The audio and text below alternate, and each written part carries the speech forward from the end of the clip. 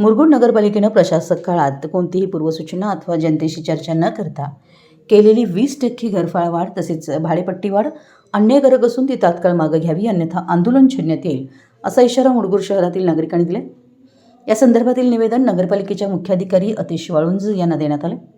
निवेदनात म्हटलंय की प्रशासक काळात नागरिकांना विश्वासात न घेता घरफाळा व भाडेपट्टी वाढ करण्यात आली.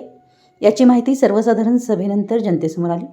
त्यातच यंदा पुन्हा 5% घरफाळा वाढीव प्रस्ताव दिल्यानं नागरिकांमध्ये तीव्र नाराजी व्यक्त होते. सध्या वाढती महागाई, युद्धजन्य परिस्थितीमुळे वाढलेले दर आणि आर्थिक अडचणी यामुळे सर्वसामान्यांचं जीवन कठीण झालं आहे.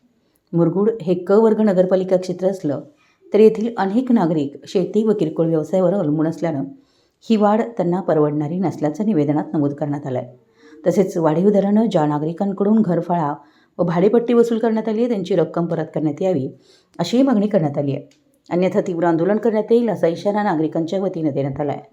सदर निवेदन मुख्याधिकारी अतिश वाळुंज यांनी स्वीकारलं.